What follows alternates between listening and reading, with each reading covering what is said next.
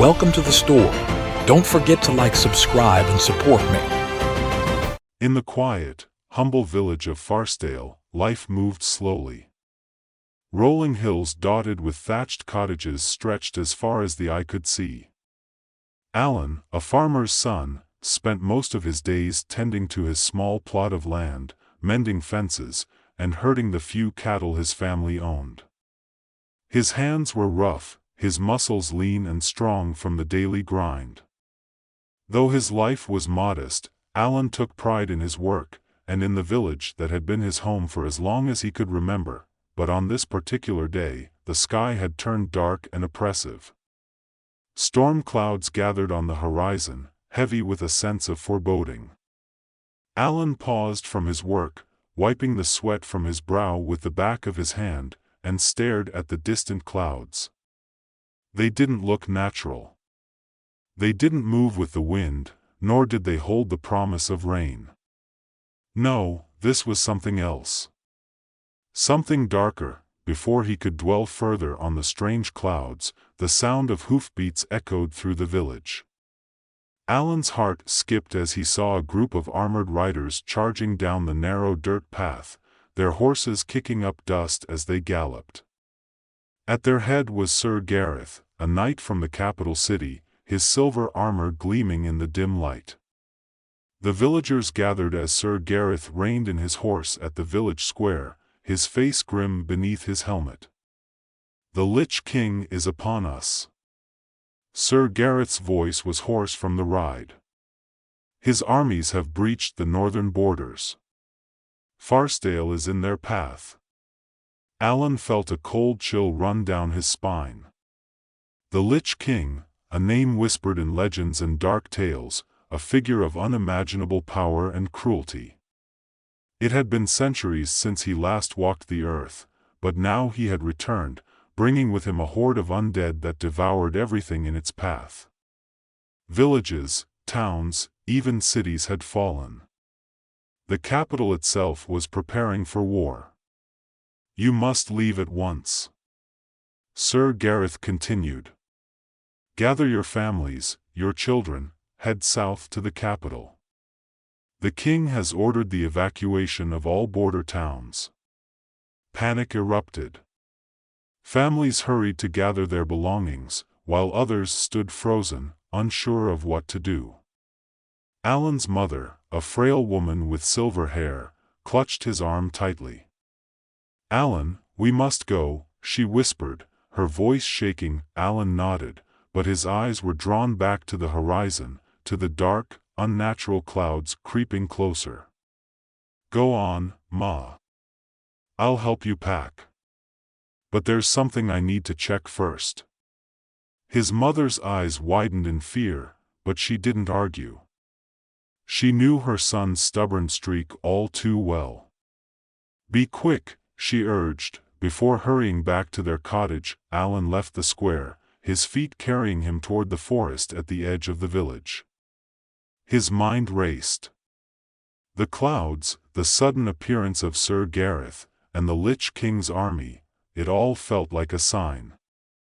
There was an old legend, a story passed down through generations, about a sword hidden deep within the forest, a sword of unimaginable power. The Sword of the Stars. Most people dismissed it as a fairy tale, but something about the timing gnawed at Alan. He had heard the elders speak of it in hushed tones when he was a boy, a weapon forged in the heavens, said to have the power to cut through fate itself. And it was said to only appear in the kingdom's darkest hour. Alan didn't know what had driven him to believe the stories, but a voice deep within urged him forward. He needed to see if there was any truth to the legend. If the Lich King was as powerful as they said, then the kingdom needed every weapon it could get. The forest was thick with ancient trees, their twisted roots weaving through the ground like serpents. Alan had ventured here before, but today the atmosphere felt different, charged with a kind of energy he couldn't explain. He moved deeper, guided by instinct more than memory. His heart pounded in his chest, every sound amplified by the eerie stillness around him. Then, through the thick underbrush, he saw it. A clearing bathed in soft light, as if the very stars themselves had descended to the forest floor. In the center of the clearing stood a stone pedestal, overgrown with moss and vines. Embedded in the stone was a sword, its hilt gleaming with an otherworldly light. Alan's breath caught in his throat. The sword of the stars. He approached cautiously, half expecting it to vanish the moment he touched it. His hand hovered over the hilt, feeling the faint hum of energy coursing through the air. For a moment, doubt crept into his mind. He was just a farmer's son, not a warrior or a hero. What right did he have to this legendary weapon? But then he thought of the villagers, of his mother, of the countless lives at stake if the Lich King wasn't stopped. Gritting his teeth, Alan wrapped his fingers around the hilt and pulled. At first, the sword didn't budge. Alan's muscles strained, his arms shaking with the effort. But he refused to give up. He closed his eyes, focusing all his willpower, all his strength into the task. Slowly, ever so slowly, the sword began to move. Inch by inch, it slid free from the stone. When the blade finally came loose, a surge of energy rushed through Alan's body. He gasped, nearly dropping the sword as his vision blurred for a moment. But then it cleared, and he found himself standing tall, the sword of the stars in his hand. It was lighter than he expected, its blade shimmering with a faint silver light. Alan looked at the sword in awe. It didn't feel like any ordinary weapon. It felt alive, as though it had been waiting for him all this time. The air around him seemed to crackle with power. Suddenly, a voice echoed in his mind, deep and ancient. "You have been chosen, Alan of Farsdale. The fate of humanity rests in your hands." Alan's grip tightened on the hilt. He didn't know where the voice had come from, but its message was clear. The sword had chosen him. Now, he had to prove himself worthy. By the time Alan returned to the village, chaos had erupted. People were fleeing in all directions, their faces twisted in fear. Sir Gareth and his knights were trying to maintain order, but the panic was spreading too quickly. The dark clouds had moved closer, and with them, the faint sound of marching. The Lich King's forces were near. Alan pushed through the crowd, the sword of the stars hidden beneath his cloak. His mother spotted him, relief flooding her face as she ran toward him. "Alan, where have you been? We have to leave now." "I can't go," Alan said quietly, his eyes scanning the horizon. "Not yet." "What do you mean?" "You'll be killed." His mother's voice cracked with fear. Alan shook his head.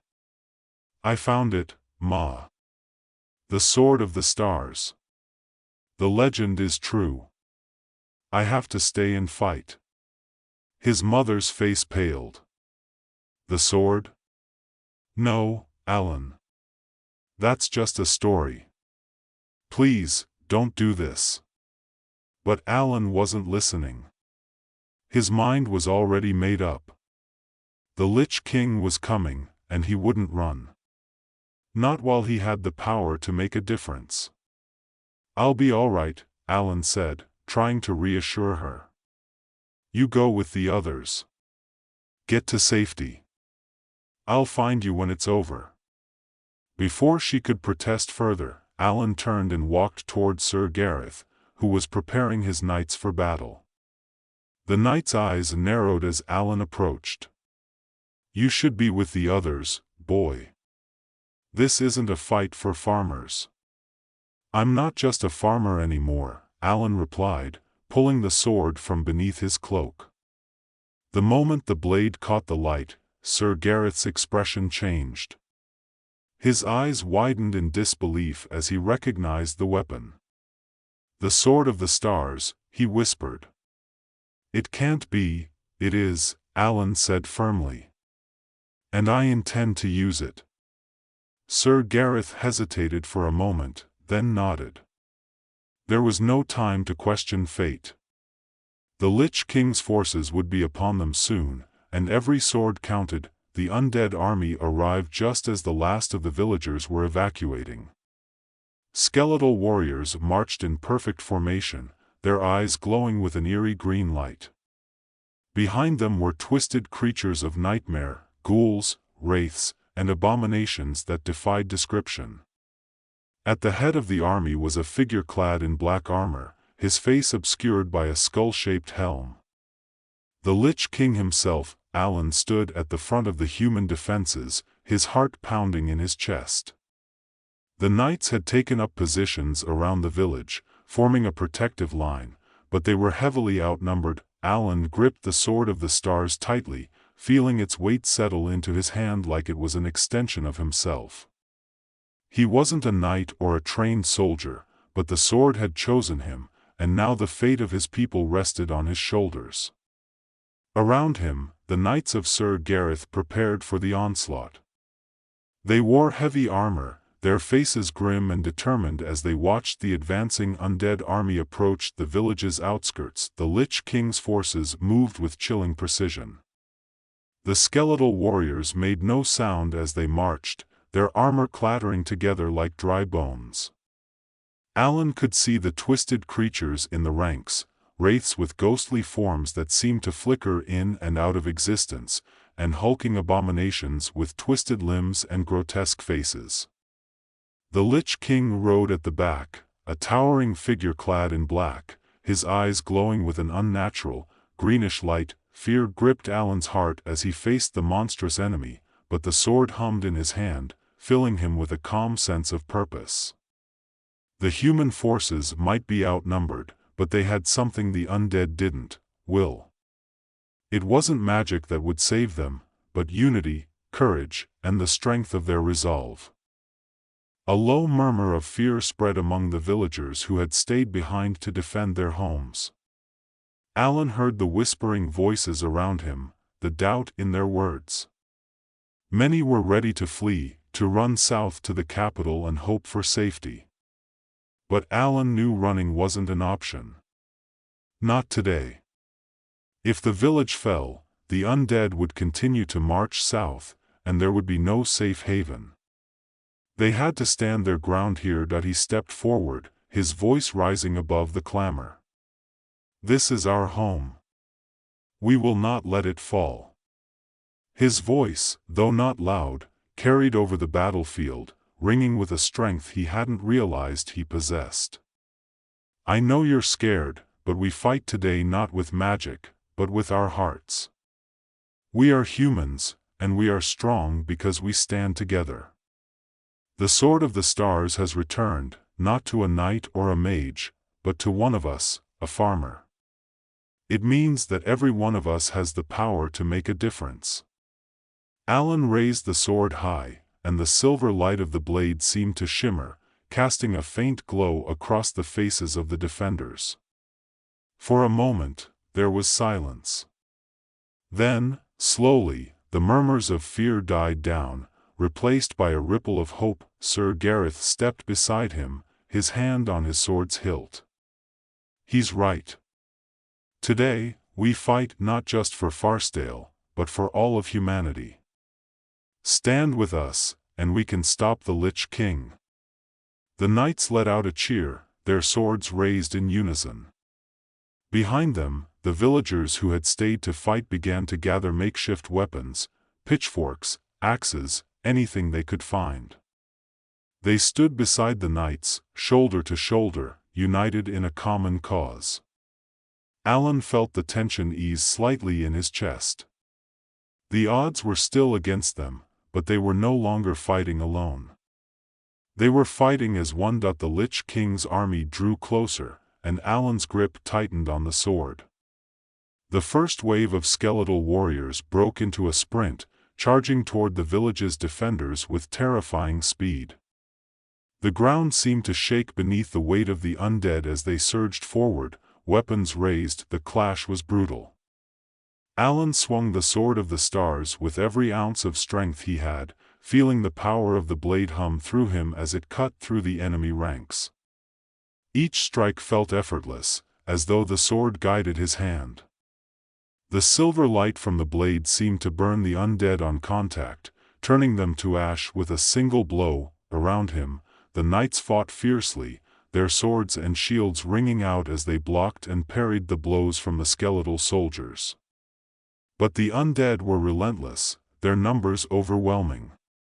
For every enemy they cut down, two more seemed to take its place. Alan could see the exhaustion beginning to creep into the defenders' faces, the weight of the battle pressing down on them, but Alan refused to give in. He pressed forward, leading the charge, cutting down any undead that crossed his path.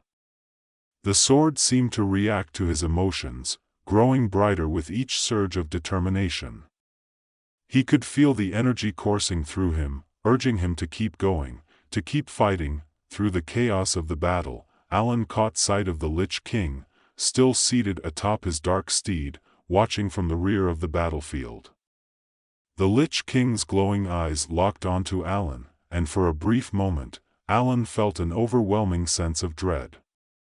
The air around the Lich King seemed to warp and twist with dark magic, the very essence of death clinging to him like a shroud. Alan knew that the Lich King was the true enemy here. Cutting down the skeletal soldiers would only delay the inevitable. The Lich King had to be stopped, or the battle would be lost. He could feel the sword pulling him forward, urging him toward the source of the evil that had brought ruin to the kingdom. He turned to Sir Gareth, who was fending off a group of undead soldiers nearby. "We need to take down the Lich King. He's the key." Sir Gareth nodded grimly, slashing through an undead warrior with a swift stroke. "You're right. But it won't be easy. His magic is powerful." Alan gripped the sword tighter. "We don't need magic. We just need to get close enough." With that, he started toward the Lich King, cutting a path through the battlefield. Sir Gareth and a few of his knights followed, forming a protective shield around him as they made their way toward the towering figure of death and destruction. The Lich King seemed to sense their approach. He raised a gauntlet hand, and the ground before him erupted in a cloud of black smoke. From the smoke emerged a massive abomination, its hulking form covered in rotting flesh and twisted metal. The creature let out a bone-chilling roar, charging toward Alan and the knights. Alan braced himself, raising the Sword of the Stars. The abomination swung a massive, spiked club at him, but Alan was faster. He sidestepped the blow and drove the sword deep into the creature's side. The silver light flared, and the abomination let out a deafening scream as it disintegrated into ash. Alan didn't stop. He kept moving forward, his eyes locked on the Lich King. The dark figure dismounted from his steed, drawing a long, jagged sword of his own. The ground around him seemed to tremble as he approached, his very presence exuding a palpable sense of death and decay. "You think you can challenge me, boy?" The Lich King's voice was like gravel, dark and menacing. "You are nothing. The sword may have chosen you, but you are no hero." Alan's heart pounded in his chest, but he didn't falter. He could feel the weight of the sword in his hand, the strength it gave him. "I don't need to be a hero," he said, his voice steady. "I just need to stop you." The Lich King let out a low laugh, the sound chilling. "So be it." The two clashed in a flurry of strikes. The Lich King's blade crackled with dark energy, every blow sending shockwaves through the ground. But Alan fought with everything he had, the Sword of the Stars glowing brighter with each swing. The two were evenly matched, the clash of their blades ringing out across the battlefield. The fight seemed to last for hours, each strike pushing Alan to his limits. His muscles screamed in protest, and sweat poured down his face, but he refused to give in. He could feel the weight of every life in the kingdom resting on his shoulders. He couldn't fail. With a final surge of strength, Alan parried one of the Lich King's strikes, knocking the dark sword from his hand. The Lich King staggered, momentarily off balance, and Alan seized the opportunity.